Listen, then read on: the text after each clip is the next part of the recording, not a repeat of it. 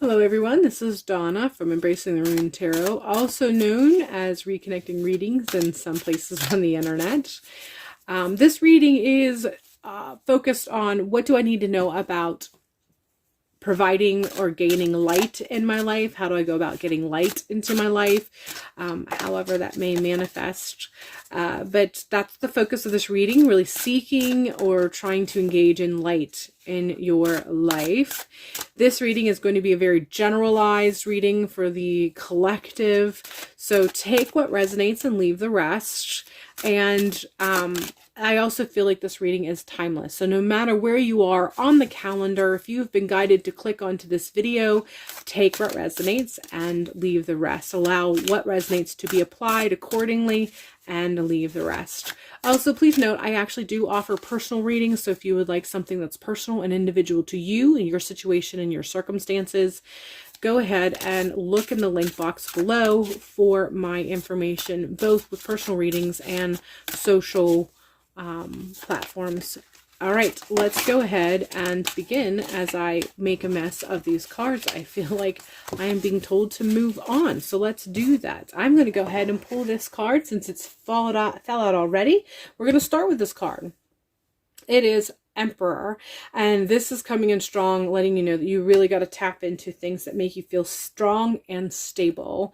That concept of feeling grounded, really feeling rooted in your existence. And so one of the ways that you can really seek or manifest light within your life is to be able to look around you at your surroundings and feel solid and strong in the life that you have built. And if for some reason, when you look around, you don't feel nearly as strong as you'd like to be, this is a call to action for you. You need to make the changes required so that you can feel strong and stable, firm, proud of the life that you have. This is how we seek or provide light in our life, through happiness, engaging in things that make us happy, engaging in things that make us feel that this is a good life.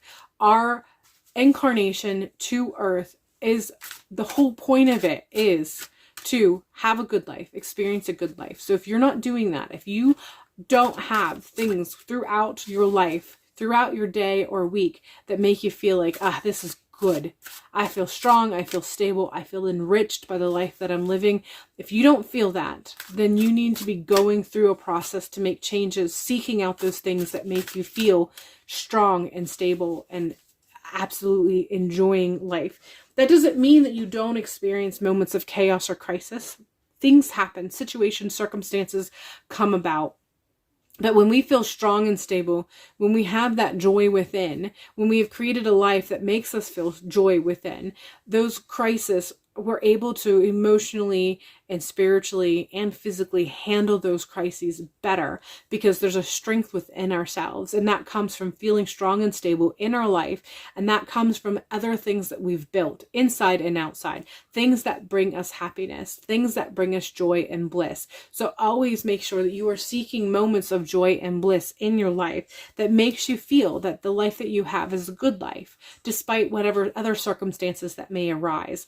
So that you first, the way that you get light is to seek it. And you seek light by seeking joy and happiness and love.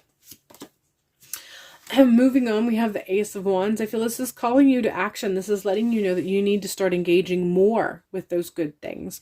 Going out and doing those things that bring you happiness. Going out and do those things that bring you together. That bring you...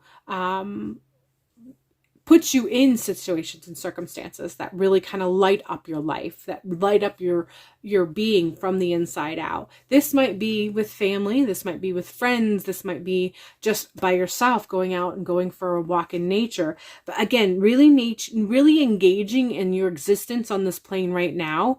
And when you do engage, allowing what you engage in makes you feel that sense of, this is good. This is providing good things for me. This is good. This makes life good. This makes me realize that life is good. This is the things that you're supposed to be seeking. And this is the action that you're supposed to be taking. This may be engaging in relationships that make you feel good. This may be engaging in activities that put you among other people that make you realize that life is good. You're essentially being called to seek out good things in life and engage in good things in life, allowing yourself a break from any sort of mental dialogue or narrative that you have regarding how life is not good. You need to be able to replace that thought process and replace those not as good experiences with good experiences. You want the good experiences in life to outweigh and outnumber. And the only way that you can have good experiences that outweigh and outnumber is if you have actively engaged in those experiences again and again and again. So that is the call of action that you are being called upon right now, that you're being told to engage in right now. We're following that with the seeker. And this is just more validation, more continuation of this, of what I've already spoke upon, calling you to be a seeker, calling you to seek out those engagements. So if you don't already have the experiences or situations that make you feel that way, you're being told that you really need to engage in those experiences that puts you in those positions. Seek them out. If you don't know what makes you happy, start experiencing things so you can get an idea of what makes you happy. Again, these can be things that you do by yourself. It can be creative activities. It can be things that you do with other people, be they family or friends, but things that really light you up from the inside, light you up, light up your joy, make you feel good, make you feel full of high vibrations. This is what you're seeking. And the more you seek it, the more you will radiate light. And the more that you seek it, the more you will feel inclined to seek even more situations full of light and love and laughter. So this is, you're being called to action. Really participate in, again, engaging in activities that make it so that the good outnumber those other moments that don't feel nearly as good. You want them to outnumber and outweigh. And the only way that you can experience them is if you are actively seeking them and actively engaging in them. Actively seeking and actively engaging in activities that outnumber and outweigh that which is maybe less than ideal or less than full of light. We're continuing on with death, and this is letting you know that there are some things you are going to have to release, some things that you're going to have to let go. For a lot of you, this might have to do with some sort of ingraining that we have. I feel like today so many people are ingrained with this idea that you are not permitted to experience joy and happiness and life and light because other people out there might not be experiencing it. And you cannot live your life on this. Your happiness, your life, your light cannot be contingent on how much other people may or may not be experiencing. This is something that you have to release. This is something you have to let go. This is a lie of existence that needs to be let go. It needs to be released. It needs to be gone. We need to stop thinking about life this way. We need to stop thinking that this is the point of life, that we can only enjoy if everybody can enjoy. This is something that needs to be released. So you need to engage in the work that allows you to release this. That may look different for anybody and everybody who's listening to this, but the truth of the matter is you have to find out what it is that you need to do to disregard this. That does not mean that you don't help people who are less fortunate. If you feel called to be in the work to help people who are less fortunate, then that is what you're supposed to be doing. But that does not mean you have to sacrifice your light and life for that calling. If anything, that calling means that you need to be making sure you're actively engaging even more so. So you are continuing to charge and rejuvenate your soul so that you have that much more to give when you are answering the call to help those who are less fortunate, however less fortunate may be defined. Page of Swords is letting you know that you have some things that you have come to an understanding or an awareness of. Sorry about bumping the camera there. There's some things that you have come to an awareness of that you now need to really kind of let that take root. So you've done some work recently that has kind of opened up your awareness and understanding, or maybe just this video in and of itself has really kind of opened up the doors for seeing things from a perspective that you hadn't seen before. No matter how it is applied, there is an awareness of thought process or the way things are meant to be perceived or understood, or has changed the narrative.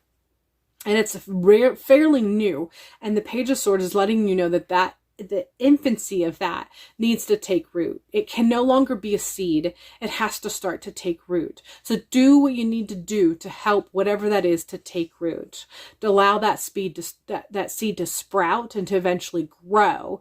This is the call of action again that you're having, that you're experiencing. This new way of thinking or perceiving something, the new dialogue or narrative that you now have, a communication that you have with yourself or others.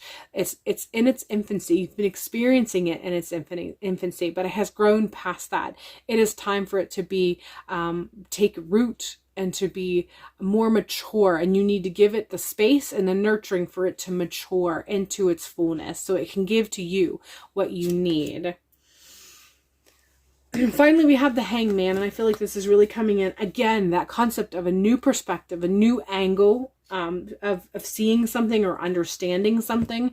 And I feel like this is tapping into both where you're coming from, but also tapping into where you're going. New perception, new angle, new way of seeing things is something that you have or are about to experience. But as you really engage with this, as you do the work and you do the seeking, it's actually going to continue to expand that ability to see things from a different angle or a different perspective. And you're supposed to allow yourself to really give room for that, to allow yourself to see things from a perspective. And this is going to engage a little bit in that death card connection or energy that I tapped into regarding really allowing yourself to see things from a perspective that doesn't seem to be mainstream. Mainstream seems to be because one thing is in existence, you can't have it until everybody can have it. However that may apply. So, because there is misery, you're not allowed to have happiness until all the misery is gone. And this is a thought process or a narrative that is toxic, and it's draining us, and it's depleting us, it's blocking us, it's keeping us from growing. And so this is again that perspective that you need to change. And so I feel like that Hangman is even tapping into that death card, that message of the death card, allowing yourself to be able to see that the truth of that statement is more toxic than helpful, and doing the work that allows you, seeing it from a perspective, looking at it from a perspective that allows you to understand what is a healthier way of seeing how you can seek light, how you can be light, how you can enjoy love and life and laughter, and it not be toxic to other people who may not be having that. That actually makes you stronger and helps you to be the light for other people just by existing, just by really participating in that. So actively seeking love, life, laughter, and how that really changes your perspective. And as it changes your perspective, it opens you up to being more open to seeing things from a different perspective. All right, that is all I have for this particular reading. I hope this has clarified some things for you. I hope this has really expanded your perception of light and love and life, and what that means for you, and what that has the potential of meaning for you, and what it is that you may or may not need to be doing to really engage and absorb and become that for yourself, and if you feel called for others. Other than that, that's all I have, and I hope you have a beautiful day, and we'll see you in a future video.